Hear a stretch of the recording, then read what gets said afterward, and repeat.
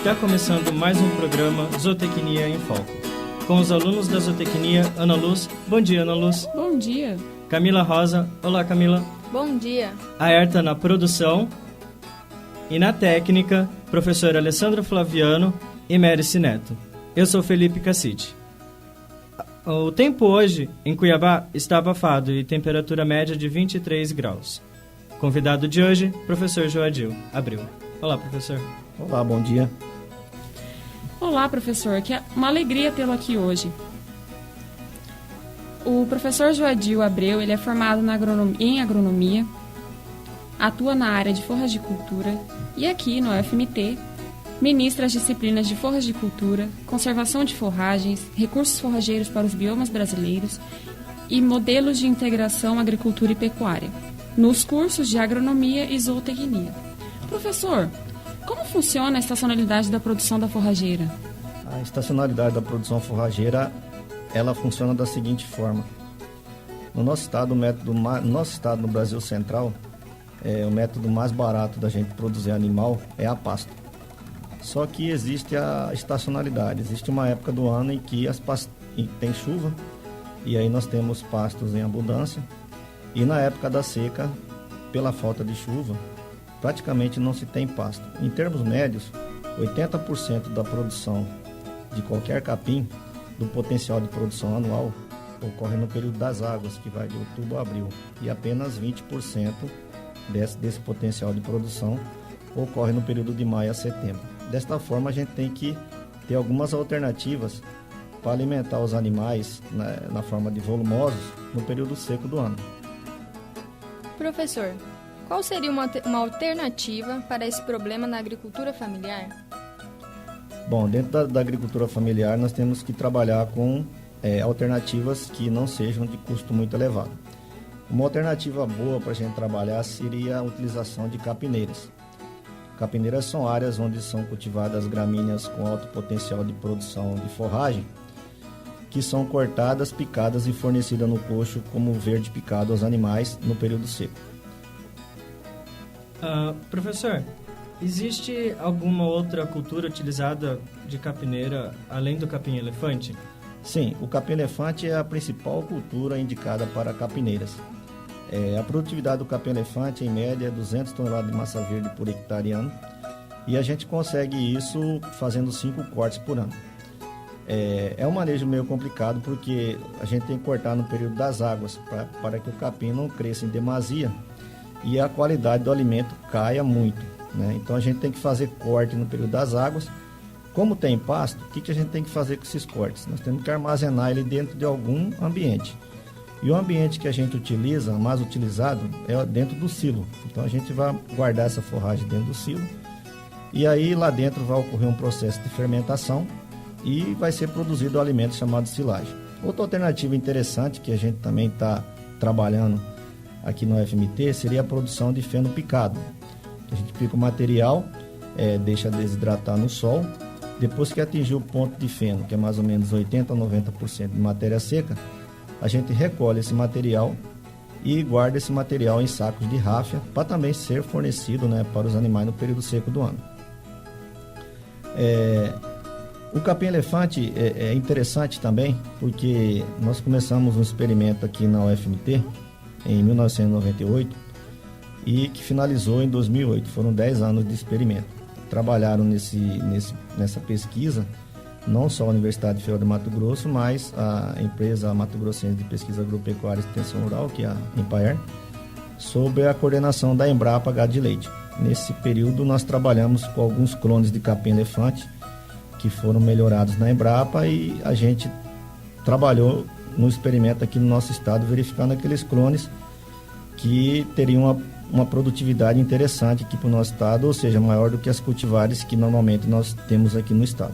Terminou com o lançamento da cultivar BRS Canará, que é uma cultivar interessante, né? Porque a principal vantagem dela é que ela distribui bem essa produção de massa verde entre o período das águas e da seca. E o diferencial dela é que ela produz bem no período seco, que é o período que nós temos mais problema com a alimentação para os animais, devido à estacionalidade. Vamos para um rápido intervalo comercial e voltamos em breve com Zootecnia em Foco. Boate Puxa Facão traz pra você primeiro Pique Fé. Pique Fé. É neste sábado depois da chuva, na Boate Puxa Facão. Uma festa como você nunca viu igual. Eu quero me trepar no pé de coco. Eu quero me trepar pra tirar coco. Camarote Open Bar com duelo, limão, sal e caju na faixa. As 20 primeiras mulheres que chegarem mais cedo ganharão uma dúzia de piqui e um prato de farinha de puba. Atenção, traga a sua colher para raspar o piqui. Agitando ao Pique Fé, DJ Catatumba e DJ Jiraya, sucessor de Togakuri, Jiraya. Tampo no salão. Ingressos antecipados e mais barato no bar do Chico Boca de Fossa. Pique Fé. Você não vai perder. O programa de hoje, Zootecnia em Foco, conta com a presença do professor Joadil Abreu. Além do capim-elefante, que foi a pergunta que você me fez, outra cultura que a gente utiliza para capineiras é cana-de-açúcar. É um manejo mais fácil do que o capim-elefante, porque a cana-de-açúcar nós fazemos apenas um corte por ano. E o corte da cana-de-açúcar coincide com o período seco. Então, quando o período a pecuária, a partir de maio até setembro, nós temos a seca, a cana vai estar no pico do açúcar. A maturação da cana geralmente começa em abril e ela fica concentra o teor de sacarose até dezembro. Então, nós temos cultivares precoces que a gente corta no período aí de abril até julho, e cultivares de ciclo médio tardio, que nós cortamos aí de agosto até dezembro. Então, como se faz só um corte, a maioria dos produtores, eles preferem cultivar a cana-de-açúcar. É um manejo mais fácil, mas a cana-de-açúcar produz 100 toneladas de massa verde por hectare ano, ou seja, metade da produtividade que o capim-elefante produz. O principal problema da cana-de-açúcar, comparando com o capim-elefante, além da baixa produtividade, né, que é metade do que é produzido pelo capim-elefante, é que a cana-de-açúcar ela é pobre em proteína e minerais. Então, a cana-de-açúcar não pode ser fornecido como volumoso único. Então, nós temos que fazer uma correção dos problemas da cana.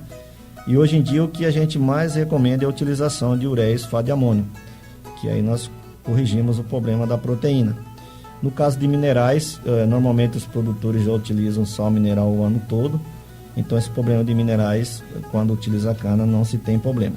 O problema principal seria a proteína, que é corrigida na mistura com ureia e sulfato de amônio. Ok. Professor, nós gostaríamos de agradecer a presença do senhor. Também... ok. Nós gostaríamos de agradecer a presença do senhor, esclarecendo algumas dúvidas de que o pequeno produtor ele sempre tem, e nós sabemos agora que, tendo o capim-canará, o capim-elefante, cultivar canará e a cana-de-açúcar, então isso acaba sendo uma fonte alternativa para a nutrição dos animais. O senhor recomenda a utilização do capim-elefante e da cana-de-açúcar para que classificação de animais? Sim, uma coisa que é interessante a gente comentar é que as duas culturas elas não são excludentes. Então é interessante que o produtor tenha as duas. A forma de utilização é bem simples. No caso da cana, por exemplo, ela começa a ser cortada a partir do mês de maio e se corta e fornece no coxo, já fazendo a correção por ureia e sulfato de amônio, né, que é uma tecnologia também bem acessível ao pequeno produtor. E no caso do capim-elefante, como eu comentei anteriormente, nós fornecemos o verde picado no período seco, né, que todo dia se faz o corte e picagem, fornecimento no coxo junto com a cana. E quando você termina de cortar essa área de capim-elefante, a gente vai abrir os silos, né, que a gente armazenou a forragem no período das águas e fornecer o outro volumoso. Então, na verdade, o capim-elefante ele acaba fornecendo, do capim-elefante se extrai 2 volumosos. Um volumoso é o verde picado, que é produzido dentro do próprio período seco, e outro volumoso é a silagem de capim-elefante, que é produzida nas águas e fornecida no período seco do ano. Como eu comentei anteriormente, um fato interessante que nós estamos trabalhando lá no mestrado e doutorado em agricultura tropical, até foi a qualificação hoje do Eduardo, é a utilização do feno picado, porque como o capim-elefante deve ser cortado no período das águas, os pequenos produtores eles acabam achando que é muito complicado manejar o capim-elefante, porque tem que cortar ele, picar, misturar com aditivo para ensilar, e isso demanda tempo. No caso do feno picado, já é uma coisa mais simples, se pica o material, deixa ele sob lonas ou terreiro cimentado. O material, logicamente, vai perder água, né? E nessa perda de água, a gente acaba conservando o alimento através da desidratação. Então, a fenação, a gente conserva o alimento via desidratação. Esse alimento produzido é guardado em saco de ráfia, né? Como eu comentei anteriormente, para ser fornecido no período seco do ano. Nós acreditamos que com essa nova tecnologia, vai tirar aquele problema que o pessoal, a maioria dos pequenos produtores encontram, que é ter que manejar o capim-elefante no período das águas fazendo cortes. Produtores que não fazem isso, que não cortam o capim-elefante no período das águas para produção de feno ou produção de silagem, quando começa o período seco, que eles vão cortar o capim-elefante, já está com 3 metros, 3,5 metros de altura.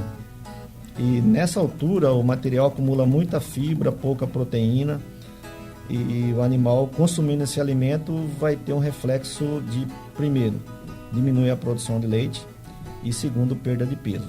É um alimento muito fibroso, com pouca proteína, e isso vai refletir no bolso do pequeno produtor. Então, a gente, hoje em dia, quando vai para o campo, nós temos que tomar cuidado para passar a tecnologia da forma correta. Capim-elefante não pode ser manejado como cana-de-açúcar. Ele tem um manejo diferente, é uma planta diferente, que produz o dobro, mas que tem que ser cortada e armazenada no período das águas, na forma de feno ou na forma de silagem, para ser fornecido no período seco. Na época da seca, quando a gente for cortar esse capim-elefante, ele não vai estar com uma idade avançada, vai estar em torno aí de 60, 90 dias, e com uma qualidade boa para ser fornecido para os animais. Professor, obrigado pela presença do senhor. Meninas, obrigado por participar dessa entrevista também. E por hoje é só. Muito obrigado pela audiência. Até o próximo Zootecnia em Foco.